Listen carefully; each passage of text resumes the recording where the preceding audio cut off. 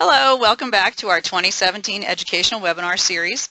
I'm Dr. Jill Brooks, Senior Director of Education for First Healthcare Compliance. At First Healthcare Compliance, we help you with a comprehensive compliance management solution tailored to your business, a hospital network, healthcare practice of any size, billing company, or skilled nursing facility. As part of our complimentary educational webinar series, we bring you experts from around the country to discuss relevant topics in the healthcare industry.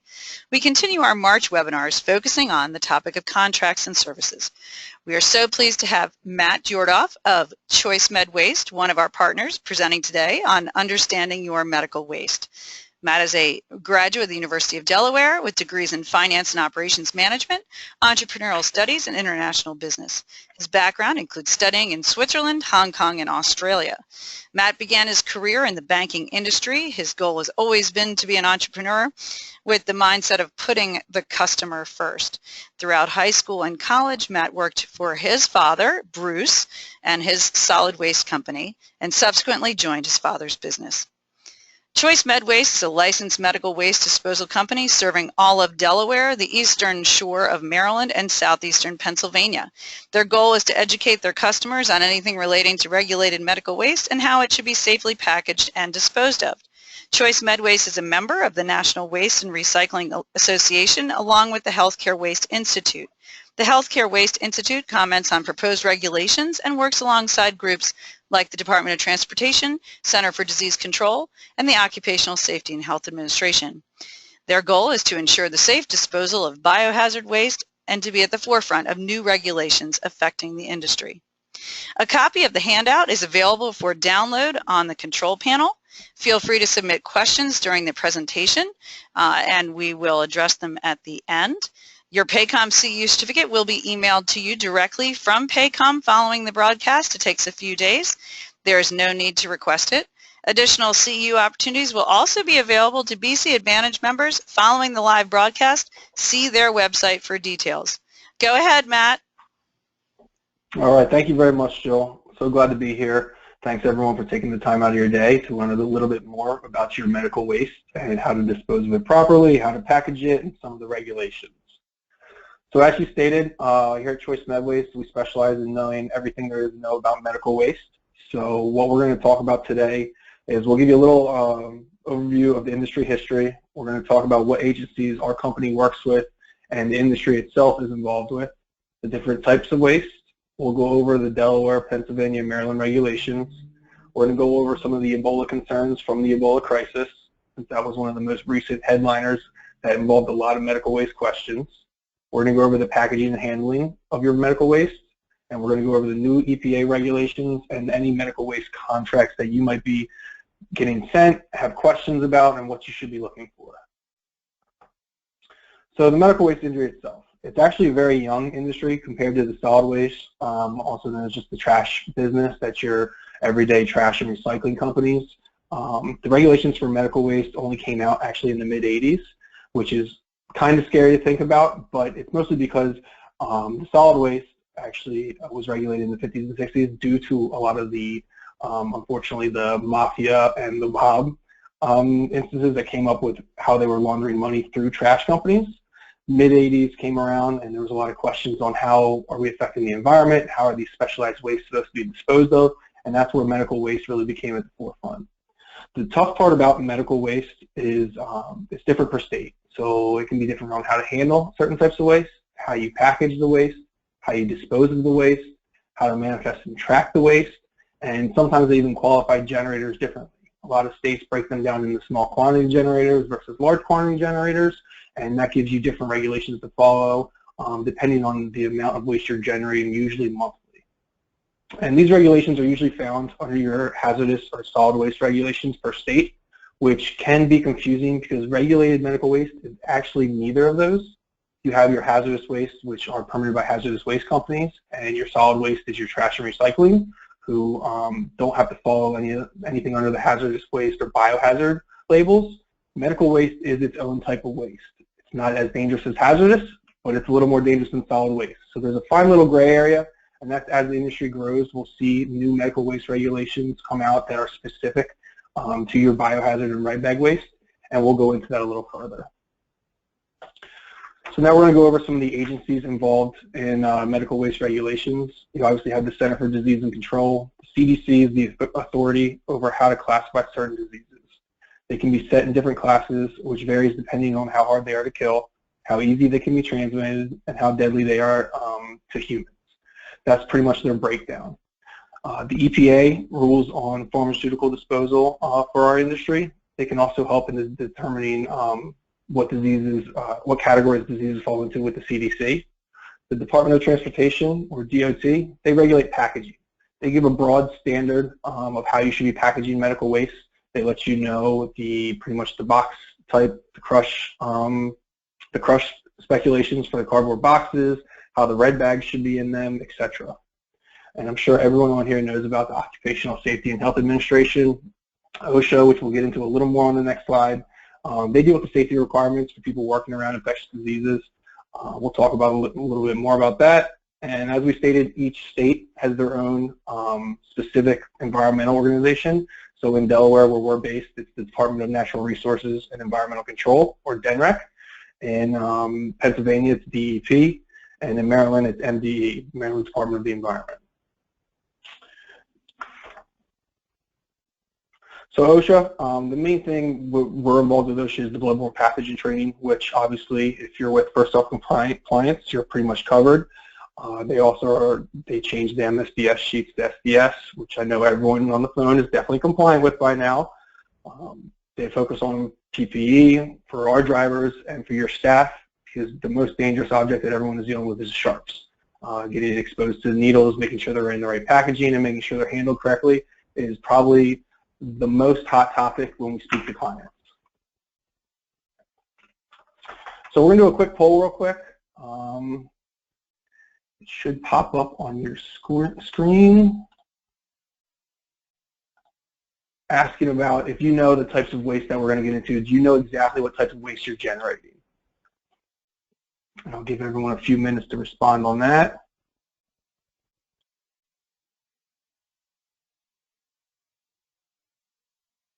Looking pretty good here, 75% yes so far. All right, so this is pretty good. We have above 80% of people know what they're generating. We have a little bit around 14% that's saying maybe they know what they're generating, and around 6 to 8% that are saying they're not exactly sure what they're generating. So what we're looking to do is kind of educate everyone on what types of waste they're currently generating, how they need to be disposed of, and how you should be looking to clarify what types of waste you're generating and how you should talk to your hauler about it. So these are the main types of waste that we deal with healthcare providers. We're going to go into each one, but first we're going to see how each one should be disposed of. So everything in red must be incinerated in most states. As I said, each state has specific regulations that can basically break down even further. Hey, you know what, we accept autoclaving certain waste in this state, but the next state might say, no, this all needs to be incinerated. The majority of states, the pathological, chemotherapy, non-hazardous pharmaceuticals, hazardous pharmaceuticals, controlled substances, and hazardous materials, we're all going to be incinerated. That's going to be the main disposal method for all of them. Now, in Maryland, there is actually a variance that you can get with some disposal facilities that they will take some pathological and chemotherapy waste, but the majority of customers and the majority of haulers would rather have it incinerated just because it's simply safer.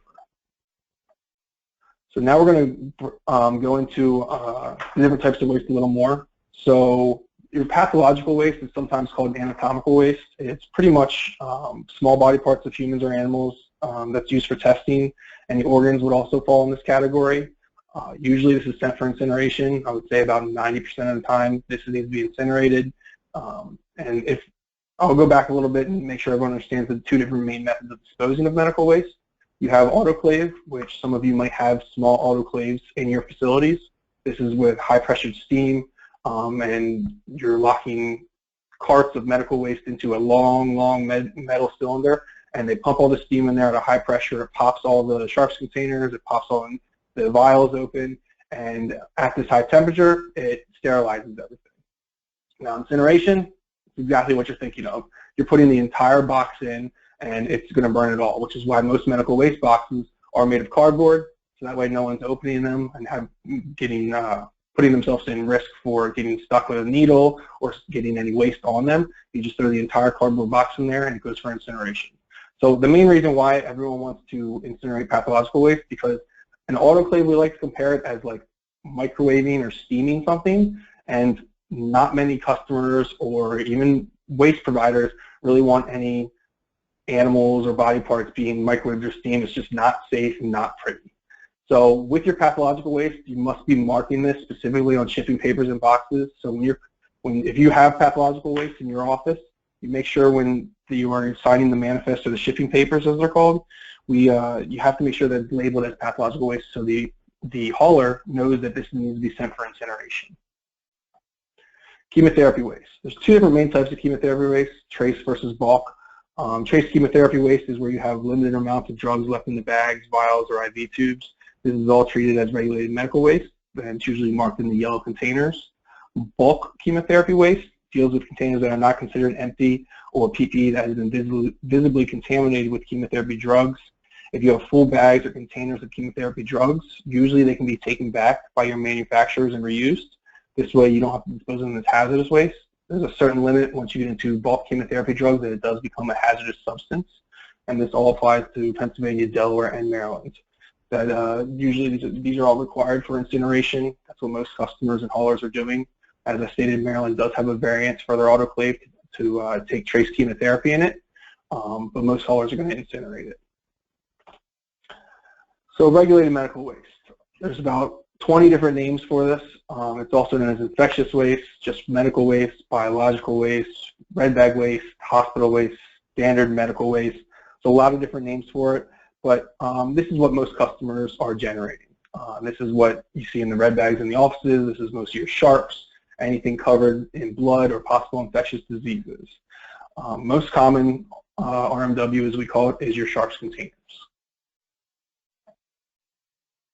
Non-hazardous pharmaceuticals. This is a little bit of a gray area that the EPA is trying to firm up, but the majority of medications fall into this category. Currently, everything of this must be incinerated in Delaware. Most customers that are generating any pharmaceutical waste are going to ask for it to be incinerated as well. However, states like Pennsylvania, technically pharmaceutical waste is not considered a medical waste or even a hazardous substance. So by technically speaking, the laws in Pennsylvania, you could actually landfill this waste just like normal trash. Now, I would not recommend that for anyone's practice, because if these pharmaceuticals somehow make it into a water system, somehow someone gets the wrong hands of them, you're still going to be liable for them. So incineration is the best method of this. Autoclaving pharmaceuticals really doesn't do anything. You're steaming pills and liquid for 40 minutes to an hour, depending on the temperatures, and it's not really breaking them down. Incineration is the main method of breaking them fully. If non-hazardous pharmaceuticals are being placed in a medical waste box, then all of it must be incinerated. It needs to be treated as the most, you can call it most hazardous substance, even though it's not considered a hazardous waste. The more dangerous the item is, then the whole box needs to be treated as that. Most companies are going to make you separate your pharmaceuticals from your regulated medical waste. This is because incineration rates cost a lot more than just your autoclave waste.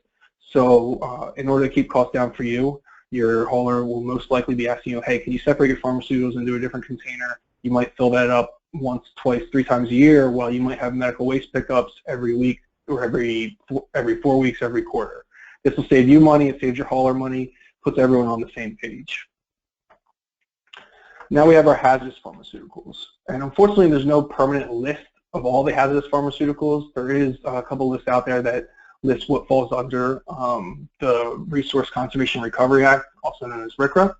But the best way to tell if pharmaceutical is hazardous or not is usually to look at the SDS sheet. If you look at your SDS sheet and you look into the transportation section, it can either have a specific hazardous classification that it needs to follow or specific DOT numbers that it has to be transported under.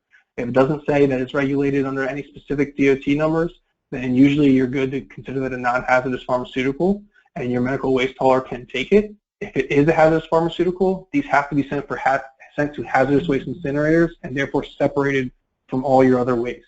It also needs to be hauled by someone with a special permit to handle hazardous waste materials.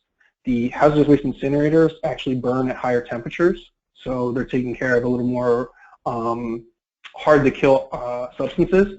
So that's why there's different regulations for those hazardous waste incinerators besides medical waste incinerators. And unfortunately, the hazardous disposal side of things is super expensive. So the goal is to eliminate a lot of your hazardous waste, and some of that we'll talk about in the exception processes. That we'll talk about what waste could not be considered hazardous if it's not in your practice. So controlled substances. These are narcotics controlled by and monitored by the DEA. There's only very few companies that handle this type of waste. And if one of your practices is handling DEA controlled substance, you should be registered with the DEA in order to generate or handle these items. The most easiest way to dispose of them is there are mailback programs out there, which we can refer you to, or you can ask your local hauler what they're using of. But the easiest way is to get one of the mailback programs and identify exactly what types of controlled substance you have or are disposing of. The hardest part is nailing down the exact amounts which you're disposing of, because when you're mailing these out, it has to be very specific to how many of this drug, how many of that drug. So when the company gets it and brings it back, they know how much they're supposed to be tracking, and if there was any diversion from when you sent it to when they're getting it. Amalgam. We'll talk a little bit about that. It's mainly obviously for dentists. It comes in separators and waste containers. This also has there's amalgam mailback programs, which make this very easy to dispose of. They should not be being mixed with your regulated medical waste. I repeat, they should not be going in your medical waste containers. The metal components are actually captured and they're reused in the industry, while the mercury is safely kept out of the environment. We can always refer you to our company, Medentex, that we use for all of our dentists, and they're very easy to use, and you can actually get cheaper prices through most haulers because we get kind of their manufactured deals instead of their consumer prices. So you might actually be able to save money if you ask your hauler, hey, can you partner with an amalgam disposal company like we have, and we'll get you better prices on these mailback containers for any dentist that needs to dispose of their amalgams, their teeth with amalgam on them, anything like that they take care of. So now we get into the hazardous materials.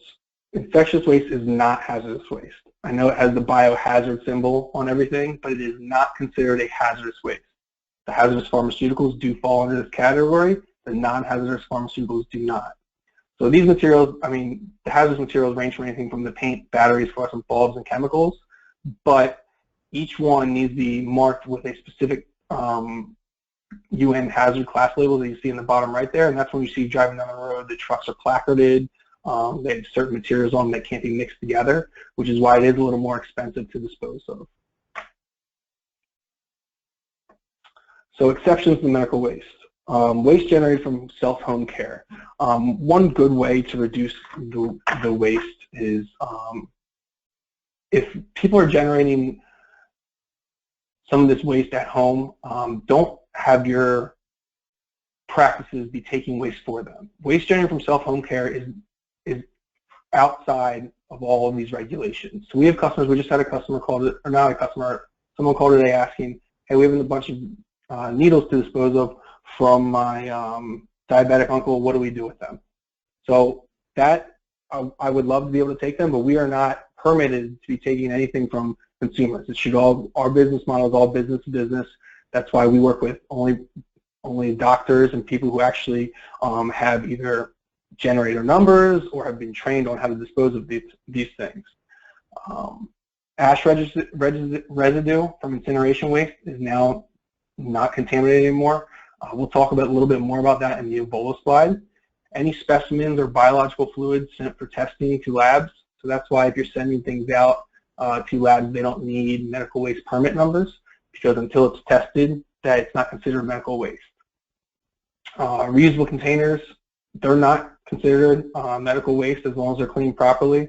If you are using a hauler that is giving you reusable containers for your sharps, for your medical waste, anything like that, they should be able to provide you with a cleaning protocol on how they're cleaning their cans and their sharps containers, and they should be able to provide that to you just to make sure that they're following all the necessary precautions to make sure that when they're giving you a new can, it is perfectly clean and there is no residue left in it. Food waste that is not pathogenic to humans, only through direct ingestion, that is not considered hazardous or medical waste. Biological liquid directly discharged in the wastewater treatment systems. A lot of people don't realize that, but if you look at funeral homes, when they're getting people ready for funerals, that's going right into wastewater treatment systems. That's going right down the drain. And that is still legal because it gets so diluted. Soiled diapers, we do get calls about that all the time. Please just throw them away. They are not considered medical waste. And once again, I stated the mixture of materials will be treated as the most dangerous individual component. So if you have one small hazardous waste substance in an entire medical waste container, that entire medical waste container needs to be treated as that hazardous waste substance. So here's some of the Delaware regulations. Pathological and chemical waste must be incinerated at room temperature. You're allowed to have the waste sit for 14 days unless it starts to become harmful to the facility personnel or public. If you have a freezer, you can store it up to 90 days. Sharps have to be in approved containers, but they have no time limit. So we know a lot of smaller practices that have sharps containers on the wall. They might not use sharps all the time.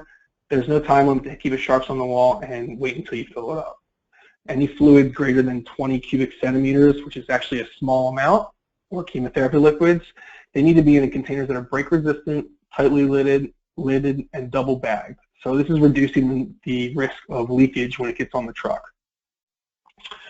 In Delaware, we have each box must have regulated medical waste written on it, a biohazard symbol, the company emergency contact information, and what we call an IWG number. In Delaware, as in some states, not all of them, they have generator numbers where each client needs to apply with the state. It doesn't cost anything, but the state likes to keep track of who's generating waste. And at the end of the year, there's always a report that goes out to the state saying how much we picked up from each customer, where it's going, and how we're disposing of it. And all your chemotherapy, pathological, and pharmaceutical waste should be labeled in specific boxes. They need to have either, I mean, it can be as simple as writing a Sharpie on, hey, medications in this box, or you can actually have labels. We give our customers labels that have incineration on them, so we know that which boxes must be incinerated. So for generators, you cannot store the waste for longer than 14 days in Delaware once the box is full. They have qualified generators to two different sizes in Delaware. You have small quantity generators, which is less than 50 pounds per month and exempt from any of the storage time requirements. Now, this 50 pounds per month is any month. It's not an average. If you generated 60 pounds in 1 month, then you're technically considered a large quantity generator, even if you generated 0 pounds the rest of the year. If you are over 50 pounds in any month, then you're now considered a large quantity generator. And this also means you have to fill out an annual report. So just make sure in your state what type of generator you fall under. They do break them down in some states they don't. Reusable containers in Delaware, they can be used, but they need to be washed according to the DENREC approved decontamination procedure. Each state usually has wash protocols. This is where you can really ask your hauler to make sure they're on their game and confirm that they're not bringing dirty containers back into your office. Some states say disposable containers can even be reused as long as waste is separated from the box. Do not recommend this. Some states just say, hey, this is clean as long as we look in there and there's no remaining residue. If your hauler is following those rules, we highly suggest that you ask them that they need to have a wash treatment system no matter what. In Delaware, they should have a separate storage area. We like to tell this for most of our customers that you should be storing your waste in a separate area in a closet outside of the patient's view, outside of patient rooms. And in Delaware, there is actually a law that it needs to have a separate room with a biohazard symbol on it. Transporters need to have a Delaware waste permit and proper insurance. This also is great for protection for you. If you have a hauler that is a local hauler and you're a little hesitant to go with the smaller guy rather than the national company, ask, hey, can I see your permits? Hey, can I see your insurance? Can you give me a certificate of insurance? We have customers ask us that probably once a month. It's no problem at all. It's not insulting. We're happy to provide it. We want to give you the least amount of stress as possible. And all generators should have shipping papers filled out for each pickup. You should be keeping them for 3 years at a minimum. It's going to identify how much waste they picked up, the types of waste they picked up. It's going to identify the transporter picking it up. It's also going to identify where the disposal facility is and their contact information. It'll have the dates and it'll have the signatures. You must have a signature and a printed version of the name. It needs to have both on there. So let's move into the Pennsylvania regulations. Pathological and chemotherapy waste must be incinerated.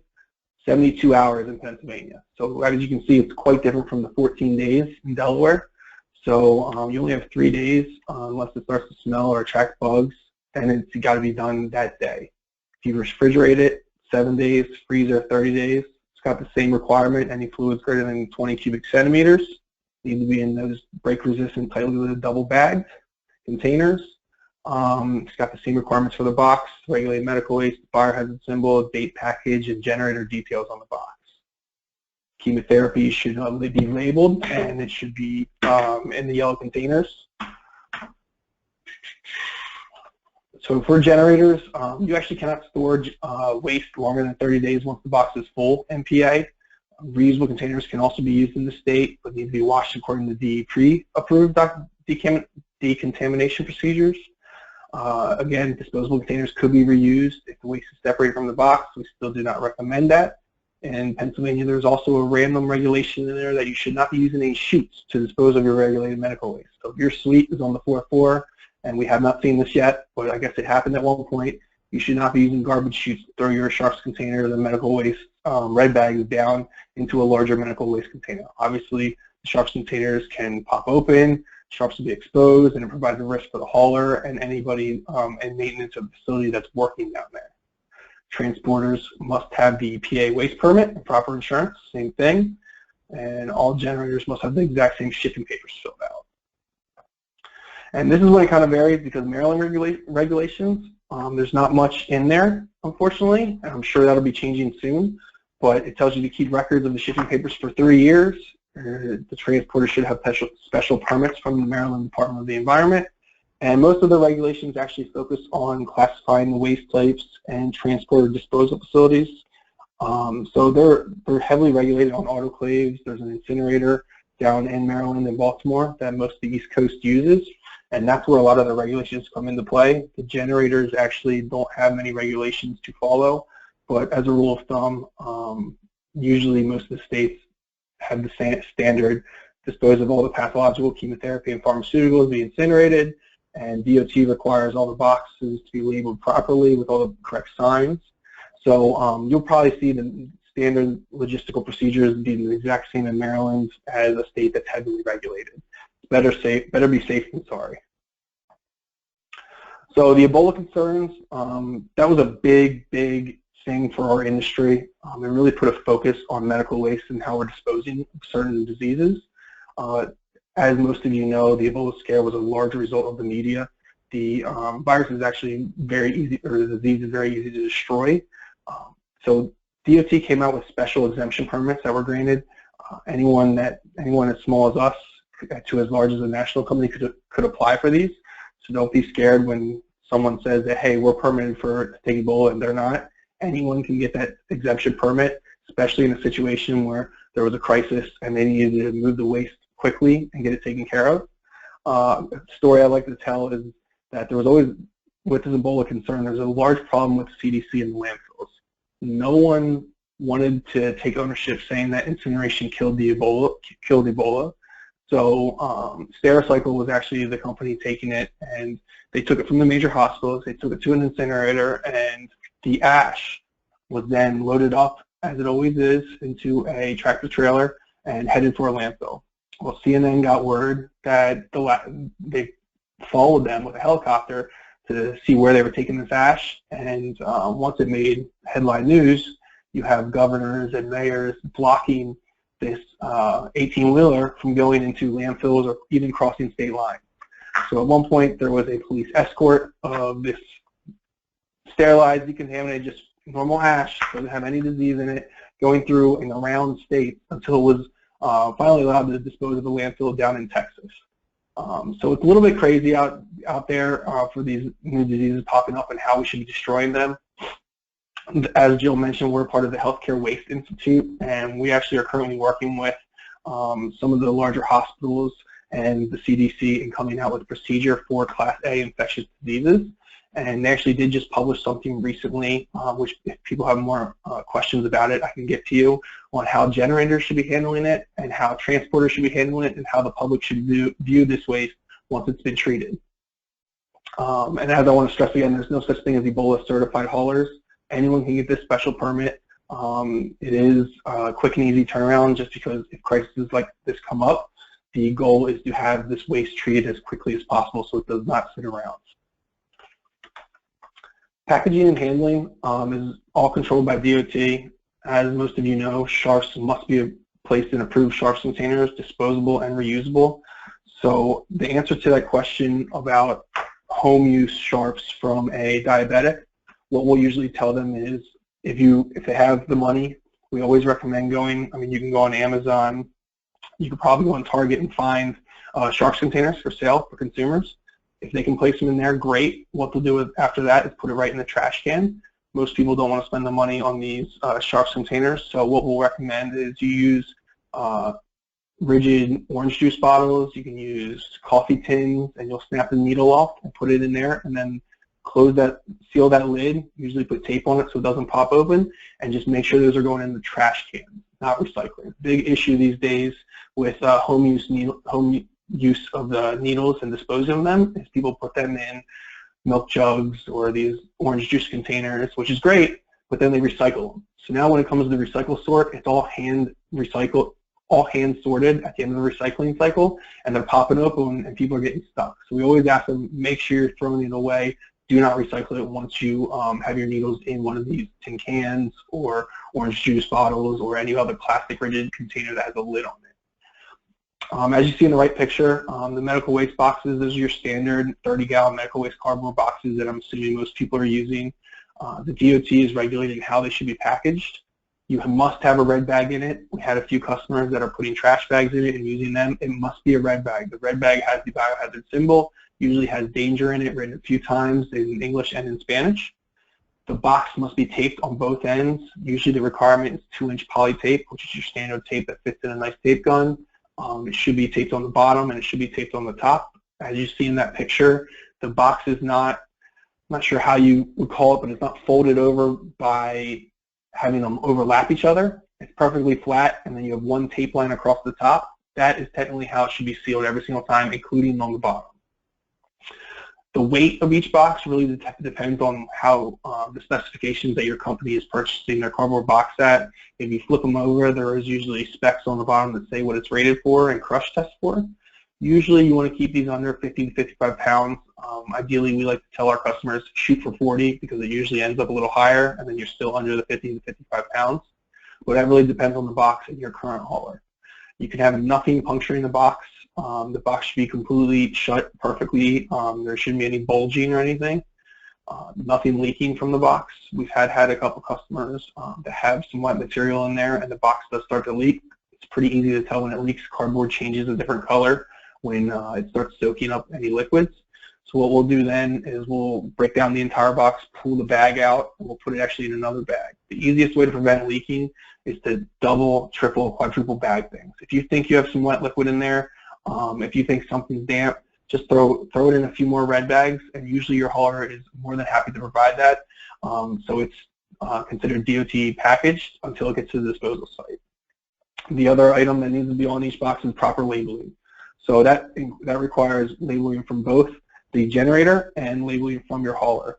Each hauler should have all of its contact information on there, including in the contact information it should have an emergency contact number that can be reached 24/7. Most haulers have this set up with someone like Chemtel, or there's a few other companies that have this, that if you call them, you enter in the contract, you tell them the contract number or company name that's on the box, and they have everyone in the company's contact information for any emergencies 24/7.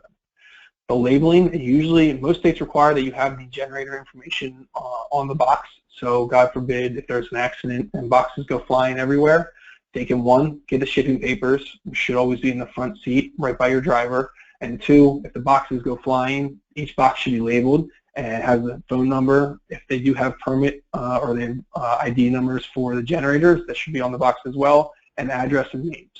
So we like to provide that for our customers. Our driver always shows up with labels. So your employees don't have to worry about finding the labels, making sure it's packaged and on them. We do know of some haulers that won't take the box if it doesn't have the label or if it's not taped up. That's really not how we like to do business. We're going to help you make sure that it's perfectly packaged so you're compliant and so we're compliant and we can take this out of your hands. So new EPA regulations. EPA is trying to come up with a better standard for classifying pharmaceuticals and how to dispose of them. The goal is really to assist hospitals in handling their pharmaceutical containers and medications with a lot of the take-back programs. Our Healthcare Waste Institute is involved in working with them. We actually already sent in all of our questions and comments to the proposed regulations, and we're currently just waiting for them to come out with another draft or a final decision. We were originally told October of 2016. Obviously, they missed that deadline, so we're kind of just waiting currently right now. And we know it takes, this is a big undertaking, so it's going to take some time. But right now, we've been told that sometime in 2017, knock on wood, that it will be coming out. The EPA also came up with some incinerator emission rates. So recently on the East Coast, there's one main incinerator and prices just went up because they had to put in a lot of new technology to make sure their emission rates were up to code. And that is a great thing, obviously because we want to protect the environment, but that does make incineration costs go up for everyone. So if you do see rates go up for incineration, it's usually because of the emission rates and the technology that needs to be put into it. So this is always the big topic when we speak to customers. What should they be looking for medical waste contracts? What is good? What is bad? What are some red flags? So one thing you really need to look out for with your contracts, and this doesn't go with just medical waste, it goes with any vendor you're working with. Long-term contracts with automatic renewals, we're not a big fan of them. We don't understand why companies need to lock you into doing business with them. Our goal is to earn your business every month. That's why we do have a short-term contract for a year that automatically renews just so we don't have to bother you every year to get a new contract signed, because that has also been a pain point of some of our customers, being constantly bombarded with emails for renewing contracts or signing for new services. But we have a 30-day early termination clause in there that for any reason, if this relationship isn't working, we're not earning your business right, you shouldn't be doing business with us. And that's how we really think business should be run.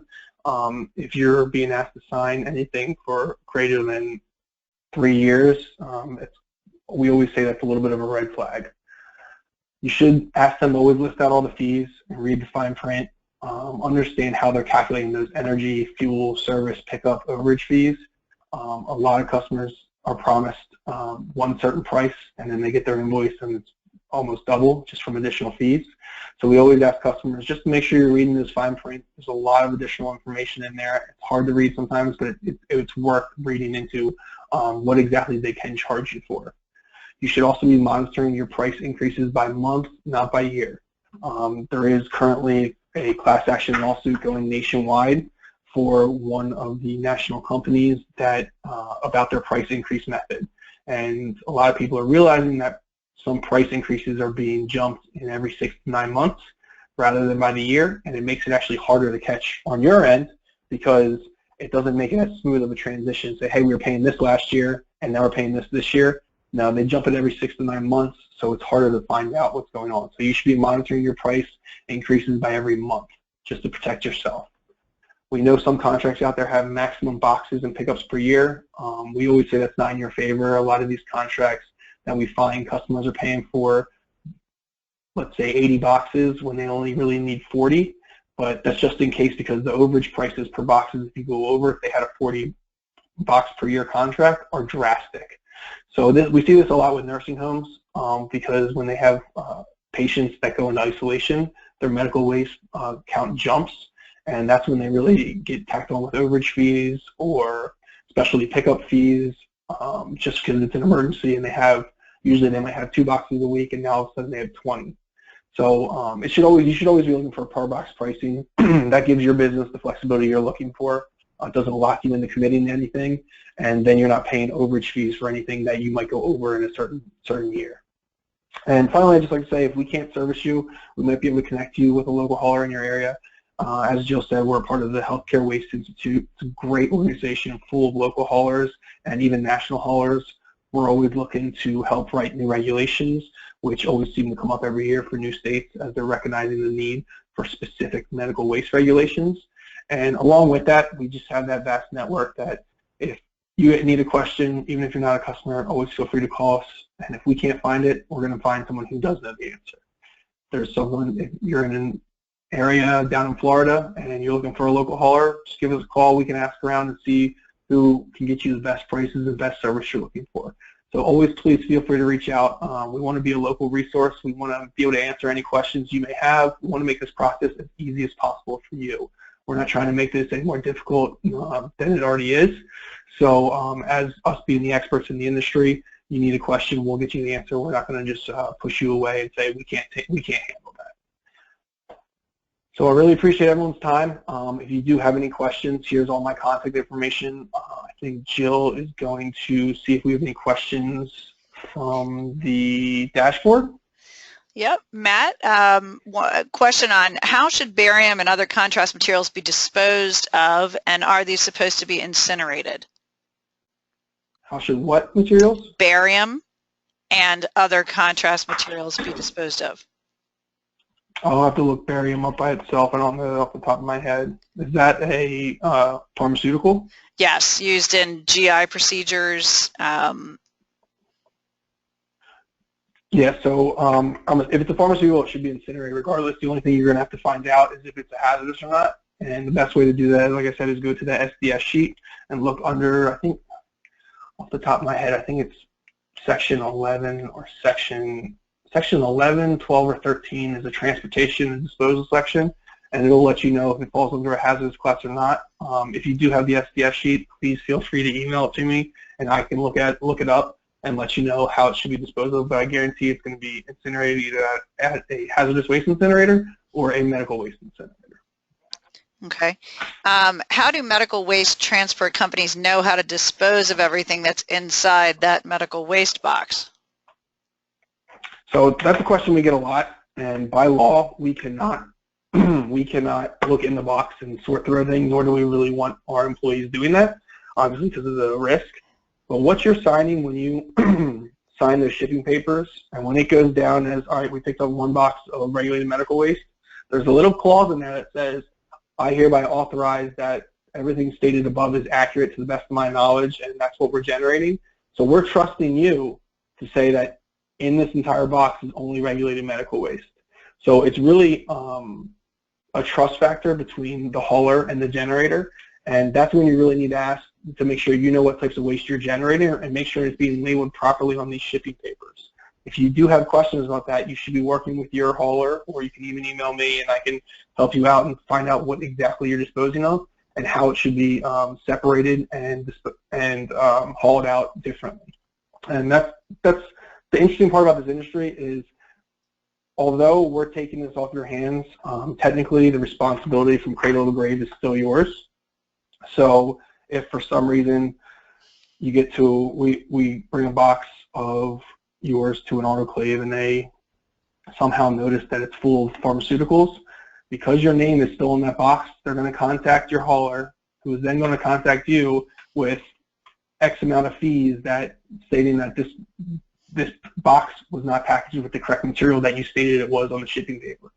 So when you have your either your office manager, your employees, your staff sign, make sure they understand what they're signing for. They're signing to make sure that, hey, we're generating this type of waste and it should be labeled as that on the manifest.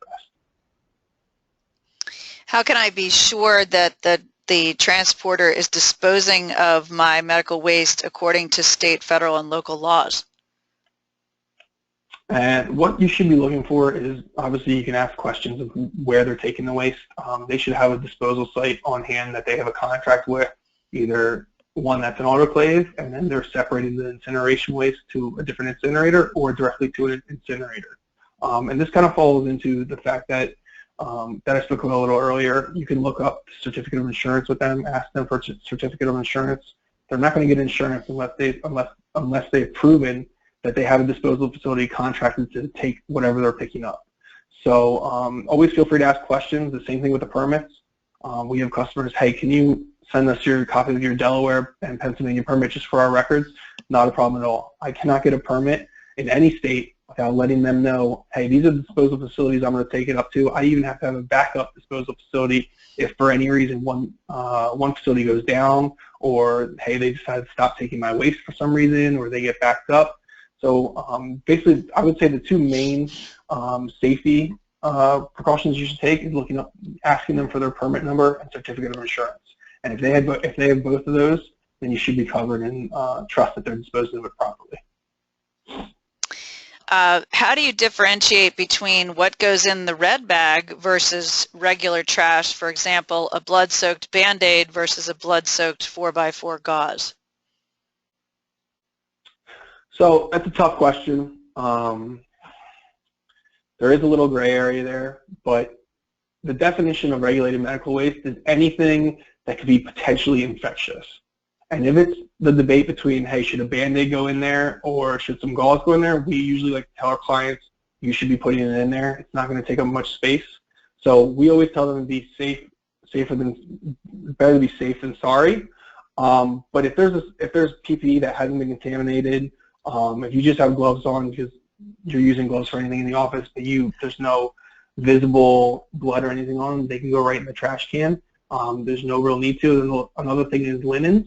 A lot of the linen companies will wash them, and that's considered cleaning. So you can work with a linen company. All of those do not have to go in the medical waste bins all the time. If it's obviously super contaminated with, I don't know, a lot of nursing homes have to throw away entire bed sheets if they're in isolation. We recommend, obviously, better safe than sorry to dispose of that in the medical waste box.